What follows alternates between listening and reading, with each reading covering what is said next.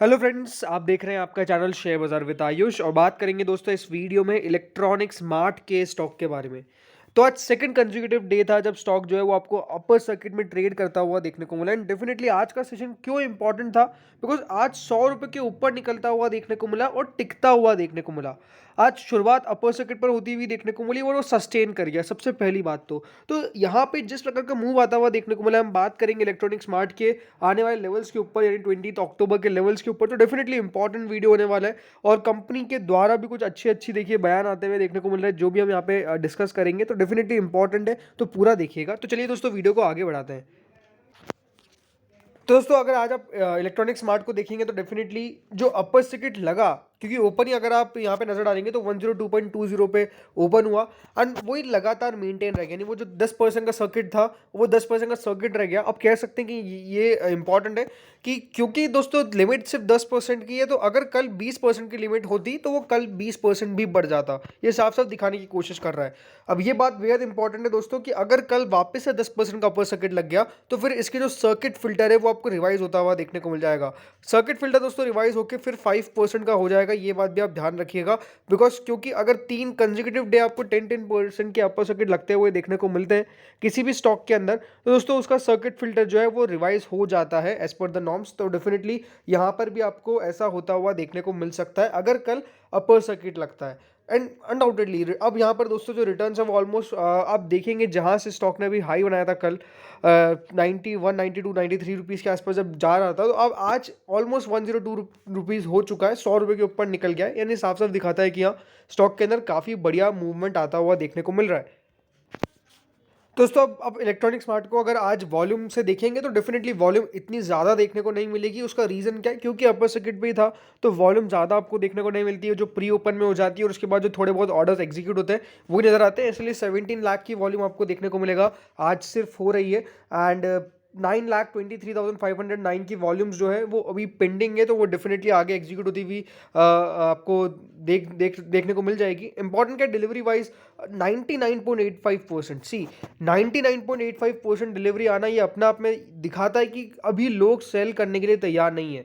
यानी आज 99.85% से ये साफ दिखता है कि जो लोग के पास स्टॉक था उन्होंने बेचा नहीं, उनको अभी विश्वास है कि जो काउंटर है वो बढ़िया करेगा। एंड डेफिनेटली इसके पीछे का रीज़न भी साफ साफ यही है, क्योंकि लगातार आज दूसरा दिन हो गया एंड अपर सर्किट अगर थोड़ा सा भी खुल जाता तो डेफिनेटली एक अचानक से बहुत तेज़ी से वॉल्यूम आती, लेकिन ऐसा नहीं हुआ। तो आज सिर्फ ट्रांजैक्शन आप वॉल्यूम्स में नज़र डालेंगे तो एक बात सिर्फ है कि 17,04,055 की यहाँ पे स्टॉक में वॉल्यूम आई, उसमें से 17,01,555 तो घर लेके चले गए लोग। यानी सिर्फ 3,000 ऑर्डर्स ही आपको सेल होते हुए देखने को मिले। तो ये अपने आप में बहुत बढ़िया नज़र आता है। लेकिन अब इंपॉर्टेंट क्या है कि तेज़ी होती हुई क्यों देखने को मिल रही है, तो दोस्तों इसके पीछे कंपनी के मैनेजमेंट का काफ़ी कुछ बड़ा रोल है। बिकॉज कंपनी के मैनेजमेंट के जो यहाँ पे इंटरव्यूज़ हुए उनमें जो बातें की गई वो डेफिनेटली मार्केट को पसंद आती हुई देखने को मिल रही है।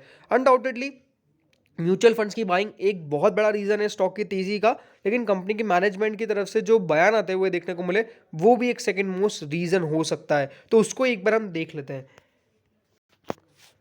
सो फ्रेंड्स, इस पर नज़र डालिए क्या कहा गया है करण बजाज सर की तरफ से। तो उन्होंने साफ कह दिया कि इलेक्ट्रॉनिक स्मार्ट जो है वो सिर्फ ऑफलाइन कारोबार करता है। हम एक प्योरली ऑफलाइन रिटेलर है, हमारा कोई ऑनलाइन प्रेजेंस नहीं है। ये सबसे बड़ी बात जो है वो की गई कि क्या कंपनी का थोड़ा बहुत भी ऑफलाइन प्रेजेंस के अलावा जो ऑनलाइन प्रेजेंस हो सकता है थोड़ा बहुत भी, तो उन्होंने साफ साफ मना कर दिया। एंड अब समझिए आगे उनकी तरफ से क्या कहा गया, क्योंकि करण बजाज सर कंपनी के सीईओ है, ये बात ध्यान रखिएगा।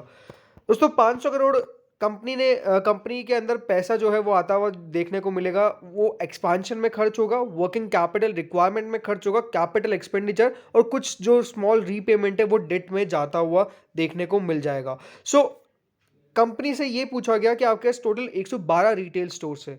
सो ये जो फंडिंग आ रही है इससे क्या और भी स्टोर्स आपको खोलने वाले हैं, क्या यहाँ से और एमबीओज और ईबीओज जो है वो खुलते हुए देखने को मिलेंगे। सो साफ आप समझिए उन्होंने क्या कहा कि हमारा प्लान यही है कि 58 स्टोर्स जो है हम नेक्स्ट 3 ईयर्स में ओपन करेंगे। Last quarter of FY23, FY24 and FY25 around 50 odd stores are going to be multi branded outlets. जो एमबीओज का मतलब नहीं पता, मल्टी ब्रांडेड आउटलेट्स। और दोस्तों यहाँ पे ईबीओ होता है एक्सक्लूसिव ब्रांड आउटलेट्स। जो 8 से 10 स्टोर्स है exclusive brand outlets, exclusive in the sense कि जैसे एप्पल का स्टोर हो गया तो सिर्फ वहाँ पे आपको एप्पल के प्रोडक्ट्स मिलते हुए देखने को मिलेंगे, और हो सकता है कि उस सिटी में सिर्फ वहीं पे मिले। तो एक्सक्लूसिव उस प्रकार से होता हुआ नज़र आएगा। सो उसके ऊपर नज़र डालनी पड़ेगी। एंड और बात की गई तो उनसे एक और क्वेश्चन पूछा कि मोस्ट कंसंट्रेटेड आप सदर्न रीजन के अंदर है, कौन सा फोकस रीजन होगा जहाँ पे एक्सपांशन होने वाला है। तो डेफिनेटली एक अच्छा आंसर नज़र आया। उन्होंने कहा कि हम 100 जो स्टोर्स है वो आंध्र प्रदेश, तेलंगाना और 8 स्टोर्स दिल्ली एनसीआर रीजन में है। गोइंग फॉरवर्ड हमारा यही प्लान है कि हम बहुत सारे जो स्टोर्स है वो टायर 2 टायर 3 सिटीज़ में जो है खोलेंगे। आंध्र प्रदेश, तेलंगाना के अंदर और दिल्ली एनसीआर के अंदर हमारा कह सकते हैं एक अच्छा से है। And Faridabad, Gurgaon, Noida, greater Noida, Ghaziabad, whole Delhi city में उनके पास काफ़ी एक्सपांशन अपॉर्चुनिटीज़ है जो नज़र आती हुई देखने को मिल रही है इन टेरिटरीज़ में। सो ओवरऑल अनडाउटेडली कंपनी एक साफ प्लान से चल रही है कि हम ऑफलाइन ही रहेंगे, ये साफ साफ क्लियर होता हुआ देखने को मिल गया है। कंपनी ने कुछ भी नहीं कहा है कि हम ऑनलाइन के ऊपर नज़र डालेंगे या फिर ऑनलाइन होते हुए देखने को मिलेंगे। बट नहीं, ऐसा नहीं है। ऑफलाइन ज़्यादा कंपनी फोकस करने वाली है, एंड और ज़्यादा फोकस क्या, फुल फोकस इस पर करेगी। एंड डेफिनेटली हो सकता है कि आपको जो स्टोर्स है वो और तेज़ी से ओपन होते हुए नज़र आए। सो उसके ऊपर ही हमको वेट करना पड़ेगा। बट कहा ये जा रहा है कि आने वाले 3 साल के अंदर मोर देन 50 स्टोर्स जो ओपन होने वाले हैं। सो उसके ऊपर यहाँ पर ध्यान देना पड़ेगा। एंड डेफिनेटली एक इम्पॉर्टेंट एस्पेक्ट है स्टॉक के मूव का, बिकॉज एक्सपांशन अगर अच्छे से होगा तब जाके स्टॉक जो है वो और बढ़िया करेगा। फेस्टिव सीजन के ऊपर भी क्वेश्चन था। सो उनका आंसर साफ साफ ये आया कि अभी कोई मेजरमेंट नहीं है कि किस प्रकार से फुटफॉल्स पे तेज़ी आ रही है या फिर लोग खरीदारी के लिए निकल रहे हैं।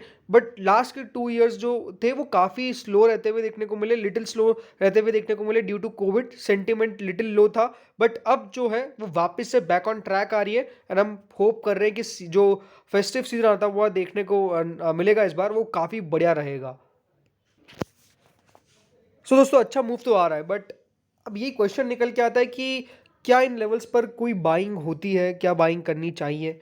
साफ बात है दोस्तों, क्योंकि अपर सर्किट पर ट्रेड कर रहा है, सबसे पहली बात तो सेलिंग यहाँ पर मोस्टली कम देखने को मिल रही है। जैसा अभी आपको मैंने दिखाया कि 99.85% डिलीवरी है, यानी सेल तो लोग अभी नहीं कर रहे हैं।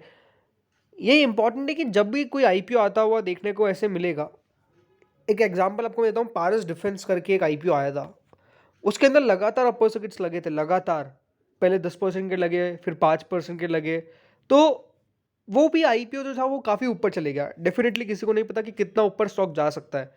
यहाँ पे मुझे नज़र आ रहा था कि 100 रुपये का लेवल हो सकता है कि थोड़ा सा दिक्कत दे, बट आज जिस प्रकार से ऊपर निकल गया, ये दिख रहा है कि हाँ स्टॉक के अंदर अभी डेफिनेटली लोगों की बाइंग ज़्यादा आपको देखने को मिल रही है। यही है कि किसी को नहीं पता कि ऊपर के टारगेट्स क्या होंगे, बट अगर एक टारगेट पे आप लेके चले तो 120 का हो सकता है। क्या बाइंग कर सकते हैं? तो डेफिनेटली अब रिस्क पर है। अगर आप यहाँ से ले ले और स्टॉक पलट जाए तब भी उसको कुछ नहीं कह सकते, और अगर आप नहीं ले और उसके बाद स्टॉक ऊपर भी चल जाए तो उसका भी कुछ नहीं कह सकते। बिकॉज जब भी कोई नया आईपीओ आएगा, जब भी कोई नया स्टॉक मार्केट में आपको उतरता हुआ नजर आएगा, सो वो थोड़ा सा एक्टिव ज़्यादा रहेगा बाकी अदर स्टॉक से, और वही नज़र आता हुआ देखने को मिल रहा है। बिकॉज फंड्स बाय कर रहे हैं, फंड्स बाय जब करते हैं तो उसके ऊपर एक और सेंटीमेंट पॉजिटिव आ जाता है, तो उसका एक मेजर रिएक्शन मुझे लगता है जो नज़र आ रहा है। बट अगर बाइंग करते तो it's a quite high risk, ये आपको कह सकता हूँ। बट चांसेस अभी भी दिखते हैं कि हाँ स्टॉक जिस प्रकार से आज आपको अपर सर्किट लगा दिया एंड कुछ भी हिलता हुआ नज़र नहीं आया, नहीं कोई भी ऐसा ब्रेक डाउन नज़र नहीं आया। इतना सा भी दोस्तों आपको देखने को मिलेगा, वो जो स्ट्रेट लाइन है उसके अंदर कहीं भी डाउन साइड या उसका कोई भी निशान नहीं है। सो इंपॉर्टेंट यही है कि ऐसा जब मूव दिखाता है तो मोस्ट प्रोबेबली चांसेस ये होते हैं कि स्टॉक अगले दिन भी अपर सर्किट पर ही खुले। तो कल चांसेस काफ़ी हाई है। बट ये बात याद रखिएगा कि अगर कल 10% बढ़ जाता है तो उसके बाद सर्किट लिमिट भी चेंज हो जाएगी, 10% से 5% की हो जाएगी, वो भी ध्यान रखना है। आपका क्या मानना है ज़रूर कमेंट सेक्शन में बताइएगा टारगेट्स के ऊपर। Definitely thank you friends for watching this video.